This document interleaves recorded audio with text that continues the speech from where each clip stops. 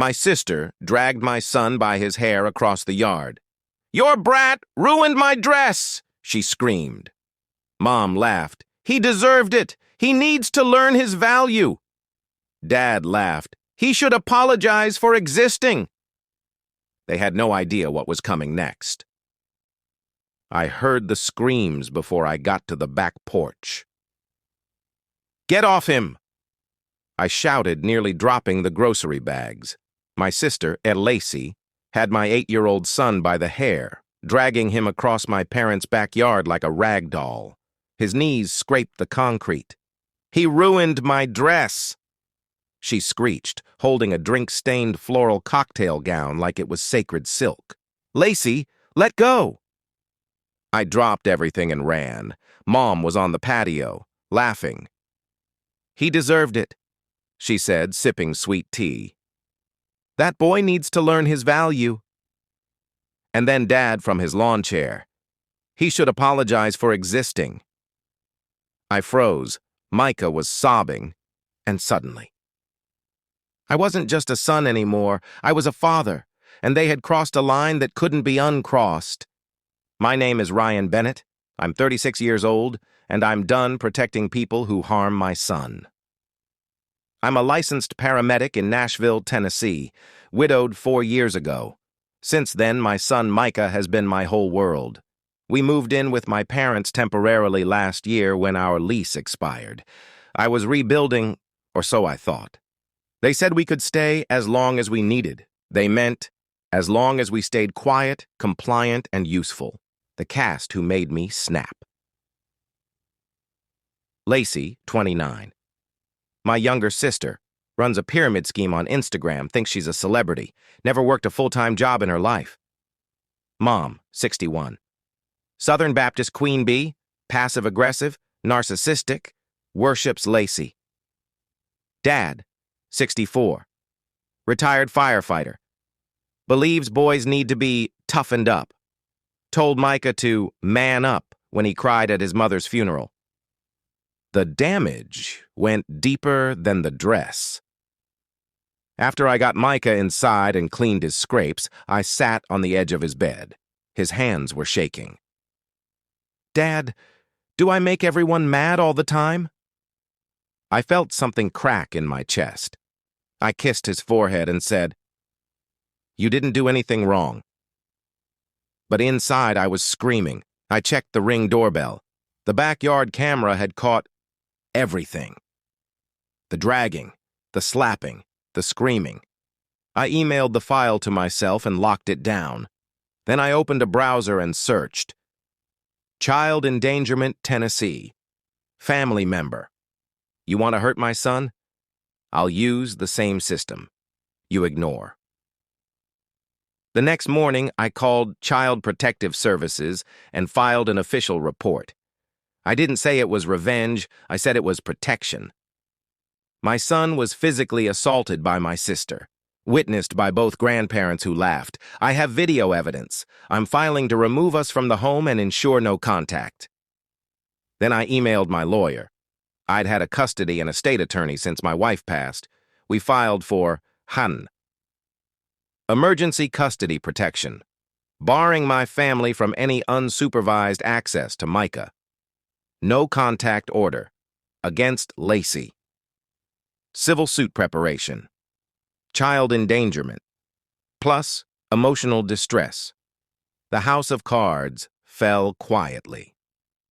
But brutally. Oh, CPS showed up 2 days later. They watched the video, interviewed Micah at school. A week later, a letter was delivered to my parents.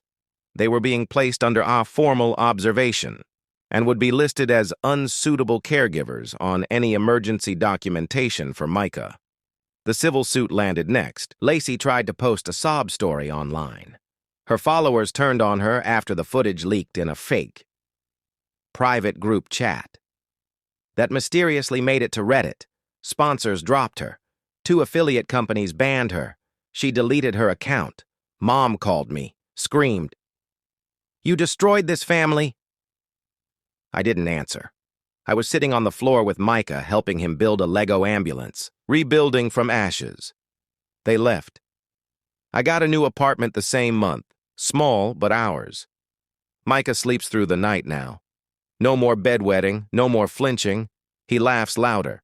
One evening, he looked up and asked, "Are we going to stay here for a long time?" I nodded. "Forever, if you want." They still don't think they did anything wrong. Lacey emailed me 2 months later. No apology. Just, "This is ridiculous. I didn't even hurt him that bad. You always overreact." Mom's only text since the lawsuit. "You're punishing us for raising you." And Dad, he sent me a Venmo request for emotional damages. I denied it with a middle finger emoji. Micah came home last week with a drawing from school, a picture of me holding his hand under a blue sky. We were smiling. On top, he wrote in crooked block letters, "My dad is strong because he doesn't let bad people be mean." I stared at it for a long time, not because it surprised me, but because it reminded me, this isn't just about protection. It's about prevention. I didn't just stop them from hurting him.